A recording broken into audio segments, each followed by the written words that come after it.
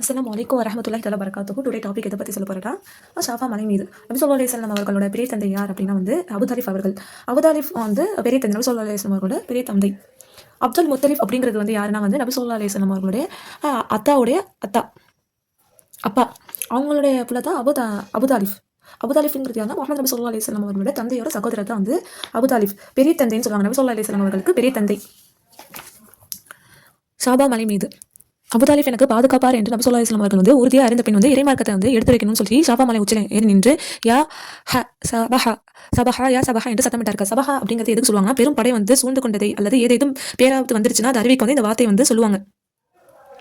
இது வந்து ஒரு எச்சரிக்கையான ஒரு வேர்டு. அது வந்து நபி ஸல்லல்லாஹு அலைஹி வஸல்லம் அவர்கள் வந்து யூஸ் பண்ணி அழைக்கிறாங்க, சத்தமிடுறாங்க. பிறகு வந்து குறைஷி வம்சத்தில் ஒவ்வொரு பிரிவினரும் வந்து அழைத்தாங்க. நபி ஸல்லல்லாஹு அலைஹி வஸல்லம் அவர்கள் வந்து குறைஷி வம்சத்தில் ஒவ்வொரு பிரிவினரும் வந்து அழைச்சாங்க.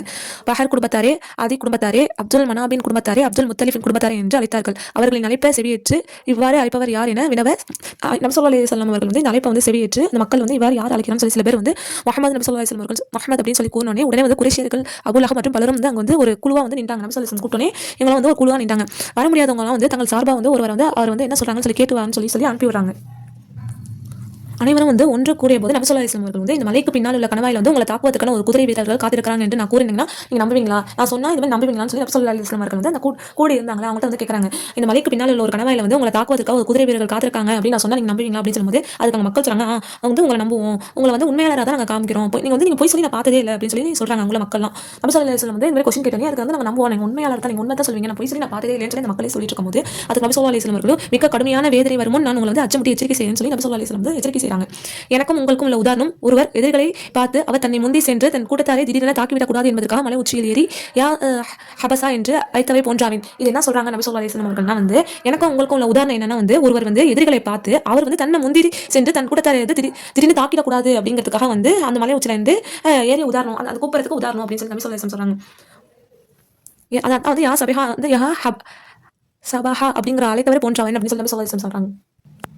இதுக்கு வந்து உங்களுக்கு ரொம்ப நல்லா எக்ஸ்பிளனேஷன் பண்ணுங்கிறதுக்காக ஒரு டிராயிங் மாதிரி போட்டு காட்டுறேன். இது வந்து ஒரு எனிமி கூட்டத்தார் அப்படி இருக்காங்கன்னா ஒருத்தவங்க ஒரு மனுஷங்க, இந்த மனுஷன் வந்து ஒரு மேன் வந்து தன்னோட கூட்டத்தார் வந்து தாக்கிடக்கூடாது, இவங்க வந்து ஃபர்ஸ்ட் போய் தாக்கிடக்கூடாது, அதுக்கு முன்னாடி அந்த கூட்டத்தார்ட்ட போய் நான் போய் உங்களுக்கு சொல்லணும் அப்படின்னு ஓடுற உதாரணம் அப்படிங்கிற மாதிரி நபி ஸல்லல்லாஹு அலைஹி வஸல்லம் வந்து எச்சரிக்கை செய்றாங்க. தான் இதோட உதாரணம்.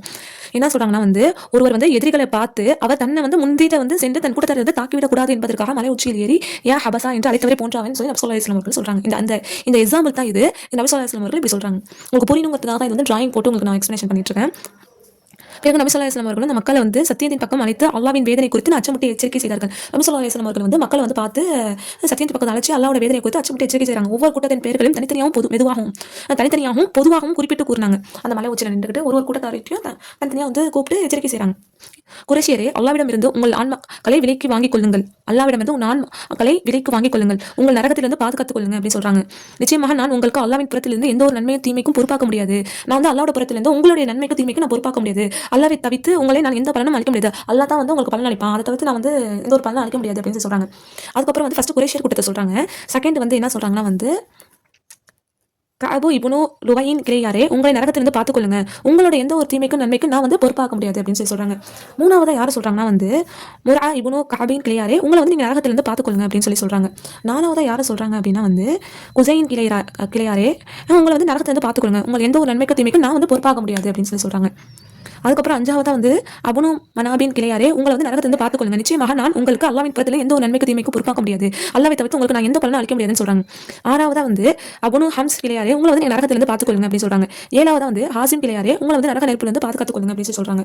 எட்டாவதா வந்து அப்துல் முத்தலிபின் கிளையாரே, உங்களை நரகத்திலிருந்து பார்த்துக்கொள்ளுங்க, உங்களோட எந்த ஒரு நன்மைக்கு தீமைக்கு நான் பொறுப்பாக்க முடியாது, அல்லாஹ்வை தவிர்த்து நான் உங்களுக்கு எந்த ஒரு பலனும் அளிக்க முடியாது அப்படின்னு சொல்றாங்க. ஒன்பதாவதா வந்து அப்துல் முத்தலிஃபின் மகன் அப்பாஸே, அல்லாஹ்வை தவிர்த்து உனக்கு நான் எந்த ஒரு பலனும் அளிக்க முடியாது, அல்லாஹ்வுடைய தூதரின் மாமியான அப்துல் முத்தலிஃபின் மகள் சபியாவே, அல்லாஹ்வை தவிர்த்து உனக்கு நான் எந்த பலனும் அளிக்க முடியாது அப்படின்னு சொல்றாங்க. அல்லாஹ்வுடைய தூதரின் மாமியான அப்துல் முத்தலிஃபின் மகள் ஷஃபியாவே, அல்லாஹ்வை தவிர்த்து உனக்கு நான் எந்த பலனும் அளிக்க முடியாதுன்னு சொல்றாங்க. அல்லாஹ்வின் தூதர் முஹம்மதின் மகள் பாத்திமாவே, என் செல்வத்திலிருந்து விரும்பியதை வந்து நீ கேட்டு பெற்றுக்கொள், என்கிட்ட உனக்கு என் செல்வத்திலிருந்து விரும்பியதை நீ கேட்டு பெற்றுக்கொள், உன்னை நரகத்திலிருந்து பாதுகாத்துக்கொள், நிச்சயமா நான் வந்து உன் நன்மைக்கு தீமைக்கு பொறுப்பாக்க முடியாது, அல்லாஹ்வை விட்டு உனக்கு நான் எந்த பலனும் அளிக்க முடியாது, அல்லாஹ் மட்டும் தான் அளிப்பான் பலன், மற்றபடி யாராலையும் முடியாதுன்னு சொல்லி நபி ஸல்லல்லாஹு அலைஹி வஸல்லம் அவர்கள் வந்து எச்சரிக்கை செய்றாங்க. எனினும் மக்களே, உங்களோட ரத்த பந்தம் என்னும் உறவு இருக்கிறது. அதுமாதிரி மக்கள்கிட்ட சொல்றாங்க, உங்களோட ரத்த பந்தம் என்னும் உறவும் இருக்கிறது, உரிய முறையில் வந்து உங்களுக்கான ரத்த பந்தத்திற்கான கடமைகளை வந்து நான் நிறைவேற்றுவேன் அப்படின்னு சொல்லி நபி ஸல்லல்லாஹு அலைஹி வஸல்லம் அவர்கள் வந்து உரையை வந்து கூறி முடிக்கிறாங்க. ஏன்னா மசாபா மலை நின்று இந்த எச்சரிக்கை முடிந்ததும் மக்கள் வந்து எதுவும் கூறாமல் வந்து கடந்து சென்றாங்க. ஆனால் வந்து அபூ லஹப் மட்டும் வந்து குரோதத்துடன் வந்து நபி ஸல்லல்லாஹு அலைஹி வஸல்லம் அவர்கள் வந்து எதிர்கொண்டான். என்ன சொல்றாங்கன்னா, நாள் முழுவதும் உனக்கு நாசம் உண்டாகட்டும் சொல்லி நபி ஸல்லல்லாஹு அலைஹி வஸல்லம் அவர்கள் வந்து அபூ லஹப் வந்து திட்டுறான். வந்து நாள் முழுவதும் வந்து உனக்கு நாசம் உண்டாகட்டும், இதற்கு தான் நீங்கள் வந்து கூட்டினாயான்னு சொல்லிட்டு அபூ லஹப் வந்து நபி ஸல்லல்லாஹு அலைஹி வஸல்லம் அவர்கள் வந்து பார்த்து சொல்லி கேட்கறான், கொஸ்டின் கேட்கறான். அவனை கண்டிச்சு தான் வந்து அலியட்டும் அபூ லஹபின் இரு கரங்கள் அவனும் அலியட்டும் என்ற 111வது அத்தியாயம் வந்து அல் குர்ஆன்ல வந்து இறங்குச்சு. இவ்வாறு வந்து ஏகத்துவ குரல் வந்து ஓங்கியது. நபி ஸல்லல்லாஹு அலைஹி வஸல்லம் வந்து உறவு பேர் நெருங்கிய உறவுகள்ட்ட வந்து சொல்றாங்க, இந்த தூதுவத்தை வந்து அல்லாஹ்வின் தூதர் ஏற்றால் மட்டும் வந்து மக்களே வந்து உறவு வந்து நீடிக்கும். இதை தவிர வந்து அரபுகள் கொண்டிருக்கும் குடும்ப உறவுகள் எல்லாம் வந்து அல்லாஹ்வின் எச்சரிக்கையின் முன்னால் ஒன்றும் இல்லாமல் ஆகிவிடும் என கூறி தங்கள் நிலையை வந்து மிக தெளிவாக நபி ஸல்லல்லாஹு அலைஹி வஸல்லம் அவர்கள் வந்து அறிவித்து வராங்க. இவ்வாறு அறிவு பண்ணி வந்து குரல் வந்து மக்காவின் வந்து 4 திசையை வந்து எதிரொலித்துச்சு. ஆகவே உனக்கு ஏவப்பட்டதை தயக்கம் என்று நீங்கள் அவர்களுக்கு விவரித்து அறிவித்து விடுங்கள். மேலும் இணைவைத்து வழங்குபவர்களை புறக்கணித்து விடுங்கள்.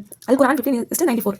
ஆகவே உனக்கு ஏவப்பட்டதை தயக்கமின்றி நீங்கள் அவர்களுக்கு விவரித்து அறிவித்து விடுங்கள். மேலும் இணைவைத்து வழங்குபவர்களை புறக்கணித்து விடுங்கள். அல் குர்ஆன் 15:94 என்ற வசனத்தை அல்லாஹ் இறக்கி அருளியுள்ளான்.